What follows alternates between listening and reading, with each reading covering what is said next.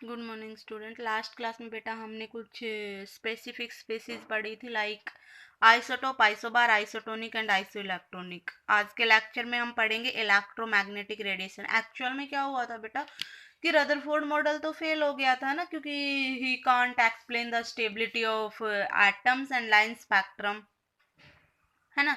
Line spectrum को ये explain नहीं कर पाया था, स्टेबिलिटी को एक्सप्लेन नहीं कर पाया था, तो ये फेल हो गया था। तो फर्दर हमने कुछ बेसिक टर्म्स को पढ़ा, like electromagnetic radiations and Planck's theory, और उसके बेसिस पे हमने line spectrum and stability of order को एक्सप्लेन किया था। और उसके बाद आपका बोहर मॉडल आया था, जिसने मॉडिफाई किया रदरफोर्ड मॉडल को और एक स्टेबल मॉडल दिया एटम का।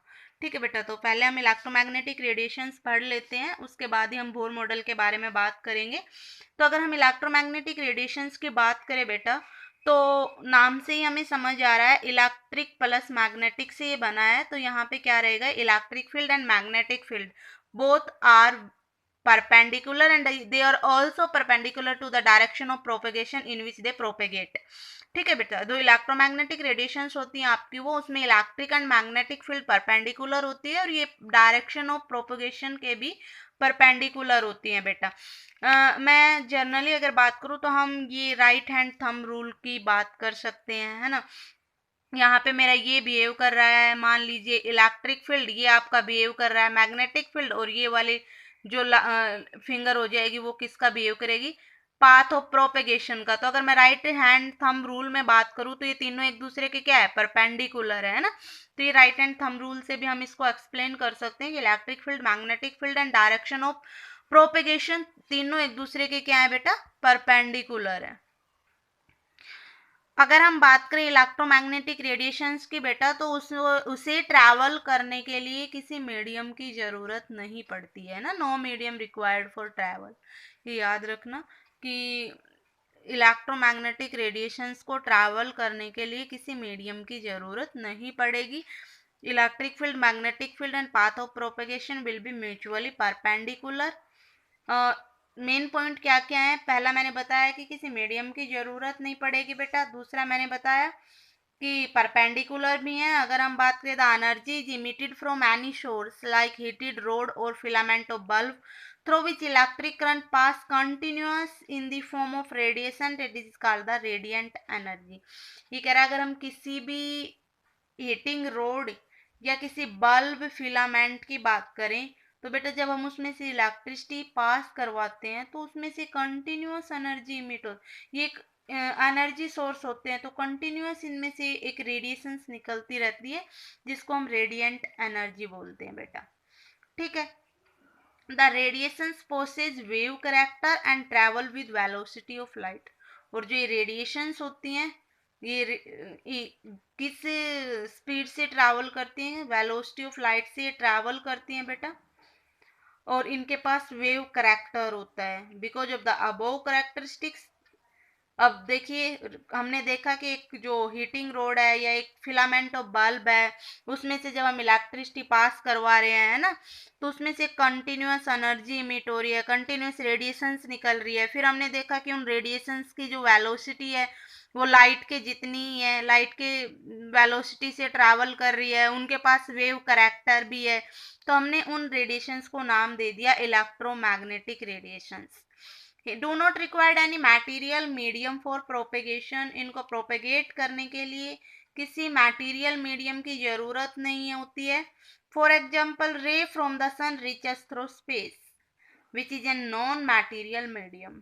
अगर हम बात करें सन से, हमारे पास जो लाइट आ रही है बेटा, किसी मीडियम के थ्रू नहीं आ रही है, डायरेक्ट आ रही है ना, कोई भी मटेरियल मीडियम वहां पे नहीं है, तो इनको ट्रैवल करने के लिए मीडियम की ज़रूरत नहीं पड़ती है। तो ये कुछ मेन करैक्टरिस्टिक्स हैं इलेक्ट्रोमैग्नेटिक रेडिएशंस के, आपको याद रखना है। किसी मीडियम की हेल्प से ट्रैवल नहीं करेंगी, विदाउट मीडियम भी ट्रैवल कर जा रही हैं और वेलोसिटी ऑफ लाइट से ट्रैवल करती हैं। और electric field, magnetic field and path perpendicular होते हैं एक दूसरे के। अब कुछ करैक्टरिस्टिक्स हैं इलेक्ट्रोमैग्नेटिक रेडिएशंस की, लाइक वेवलेंथ। अब देखो, अगर इलेक्ट्रोमैग्नेटिक जो रेडिएशंस हमारी वो वेव की फॉर्म में जा रही हैं, तो वेव तो कुछ इस तरीके से चलती हैं भाई, है ना, क्रस्ट और ट्रफ की फॉर्म में। ऊपर वाले हिस्से को मैंने क्या बोला, क्रस्ट, नीचे ट्रफ, फिर क्रस्ट, फिर ट्रफ, फिर क्रस्ट, फिर ट्रफ, इस तरीके से हमारी वेव चलती है। और ये क्रस्ट मैक्सिमम हाइट, ये ट्रफ मिनिमम हाइट है हमारी वेव की, है ना, क्योंकि अगर मैं इस एक्स एक्सिस पे बात करूँ तो ऊपर पॉजिटिव रहता है, नीचे नेगेटिव रहता है ये, है ना। तो ऊपर वाली हाइट को हम क्या बोलेंगे, मैक्सिमम हाइट, नीचे वाली हाइट को हम क्या बोलेंगे, मिनिमम हाइट, ठीक है। तो और ऊपर वाले को बोलेंगे क्रस्ट, नीचे वाले को बोलेंगे ट्रफ बेटा। ये एक क्रस्ट था, फिर ये ट्रफ, फिर ये अगला क्रस्ट, ये दोनों क्रस्ट के बीच की डिस्टेंस, ऐसे नीचे एक ट्रफ आ जाएगा, ये दोनों ट्रफ के बीच की डिस्टेंस, ठीक है। तो जो हमारी पहली करैक्टरिस्टिक्स है वो है वेवलेंथ। वेवलेंथ क्या होती है, distance between any to conjugative crust और टू कॉन्जुगेटिव ट्रफ। ये डिस्टेंस होती है दो कंजुगेटिव क्रस्ट या कंजुगेटिव ट्रफ के बीच की। जैसे मैंने ये क्रस्ट लिया, उससे अगला ये वाला है, इन दोनों के बीच की डिस्टेंस को क्या बोलेंगे बेटा, वेवलेंथ बोलेंगे। या ये हमारा टर्फ है, अगला एक और टर्फ आएगा, उनके बीच की डिस्टेंस को हम क्या बोलेंगे, वेवलेंथ बोलेंगे, ठीक है। तो वेवलेंथ क्या है, distance between any two conjugative crest और between any two conjugative trough. इसको हम डिनोट करते हैं बेटा लैम्बडा से, इस तरीके से, उल्टा वाई हम बोल सकते हैं इसको, है ना, लैम्बडा से डिनोट करते हैं। एंड यूनिट क्या होती है, एंगस्ट्रोम होती है। एंगस्ट्रोम को आप मीटर में भी कन्वर्ट कर सकते हैं, सेंटीमीटर, नैनोमीटर, पिकोमीटर, आपको पता है ये 10⁻⁻10 मीटर होते हैं एक एंगस्ट्रोम में। सेंटीमीटर और मीटर में आप अच्छे से आप इसको कन्वर्ट करते हैं, 10⁻⁻2 मीटर होते हैं एक सेंटीमीटर में। नैनोमीटर की बात करें 10⁻⁹ मीटर होते हैं 1 नैनोमीटर में। और अगर हम पिकोमीटर की बात करें तो 10⁻12 मीटर होते हैं बेटा एक पिकोमीटर में, ठीक है। तो वेवलेंथ को हम जनरली लेंथ की यूनिट से मेजर करते हैं, हम ये कह सकते हैं, क्योंकि डिस्टेंस है किन्हीं दो क्रस्ट के बीच की या ट्रफ के बीच की, और डिस्टेंस को तो हम मीटर, सेंटीमीटर इसी में मेजर करते हैं। छोटी डिस्टेंस है तो एंगस्ट्रोम, नैनोमीटर, पिकोमीटर, इन सब में मेजर कर लेते हैं,